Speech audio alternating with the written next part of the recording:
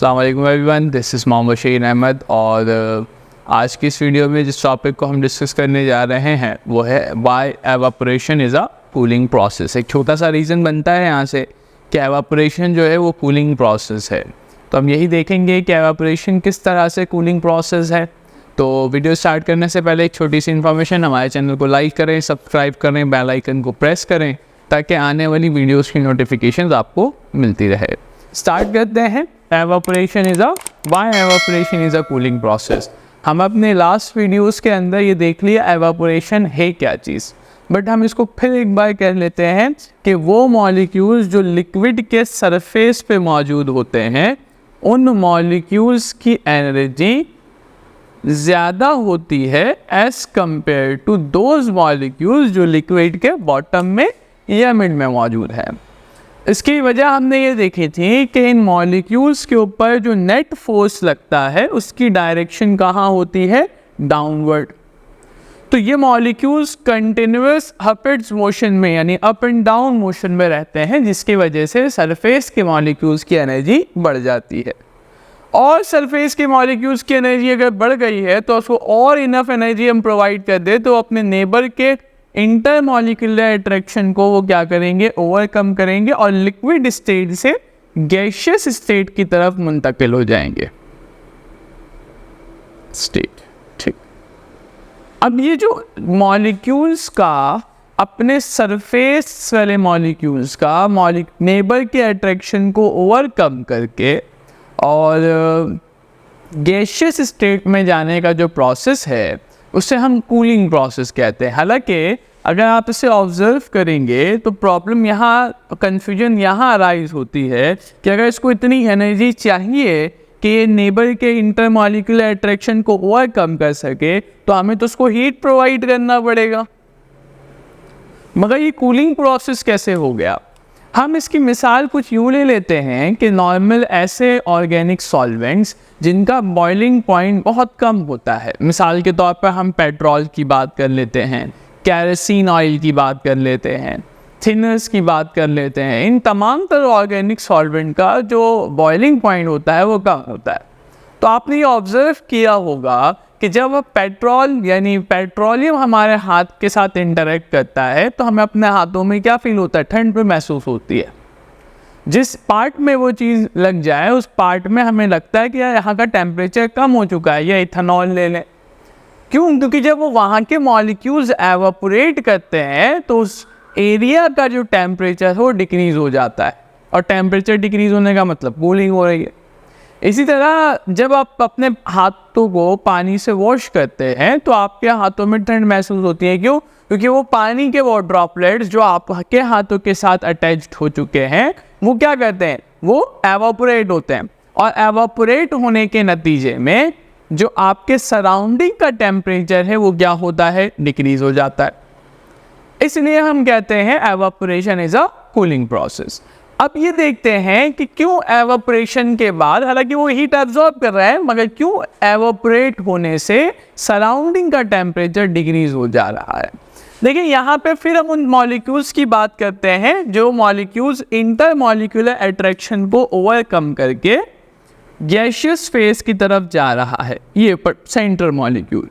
तो इस मॉलिक्यूल्स के पास इतनी इनफ काइनेटिक एनर्जी है कि वो अपने नेबर के इंटरमॉलिक्यूलर अट्रैक्शन को,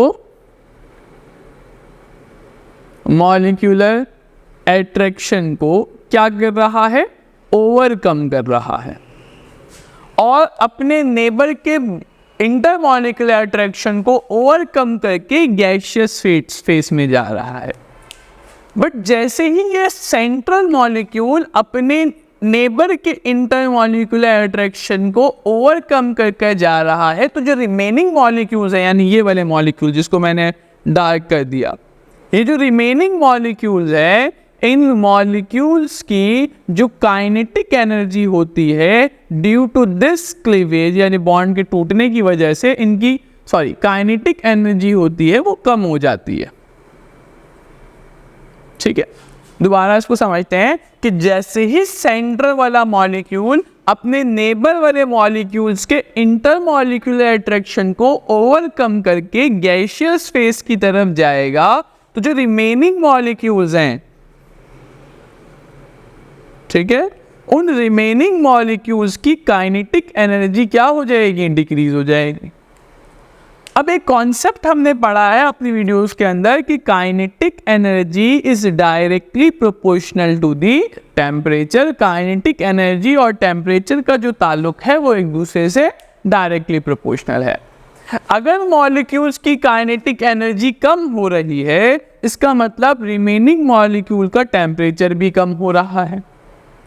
ऐसा ही है ना भाई। तो काइनेटिक एनर्जी कम होने का मतलब टेम्परेचर कम, और टेम्परेचर कम होने का मतलब ये है कि ये कैसा प्रोसेस हो गया, कूलिंग प्रोसेस हो गया।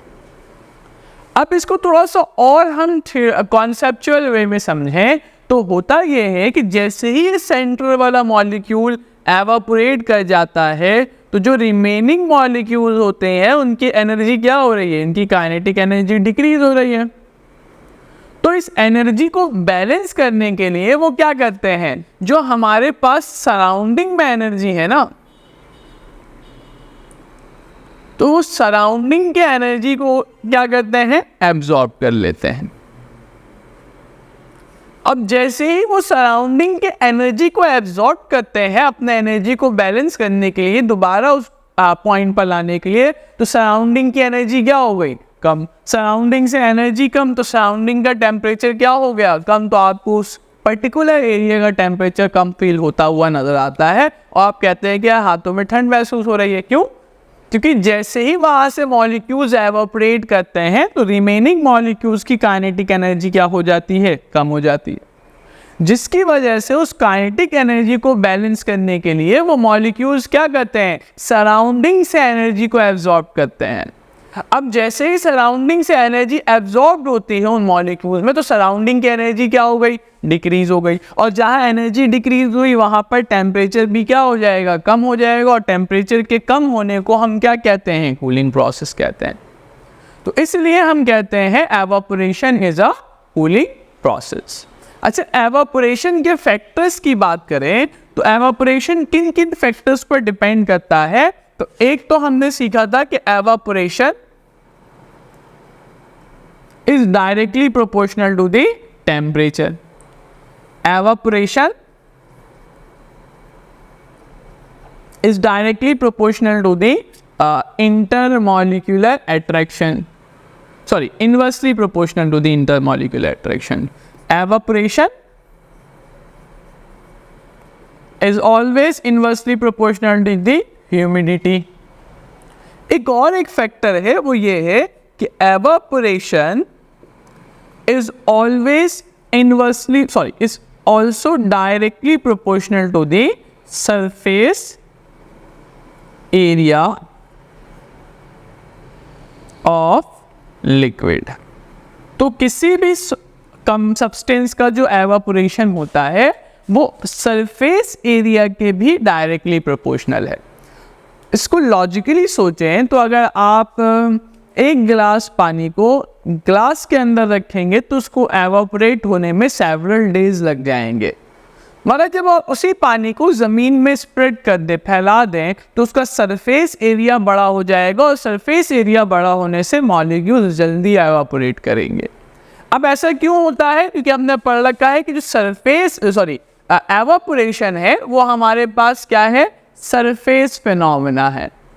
यानी वही मॉलिक्यूल एवापोरेशन के अंदर पार्टिसिपेट करते हैं जो सरफेस पर मौजूद है, जिनकी काइनेटिक एनर्जी क्या है, ज़्यादा है। तो जैसे ही आप सरफेस एरिया बढ़ाएंगे तो सरफेस पे मॉलिक्यूल्स की तादाद भी ऑटोमेटिकली बढ़ जाएगी, जिसकी वजह से ज़्यादा मॉलिक्यूल्स एवापोरेट होंगे और एवापोरेशन रेट भी बढ़ जाएगा। तो उम्मीद है ये वीडियो आपको बस समझ आई होगी। तो हमारे चैनल को लाइक करें, सब्सक्राइब करें, बेल आइकन को प्रेस करें ताकि आने वाली वीडियोस की नोटिफिकेशन आपको मिलती रहे।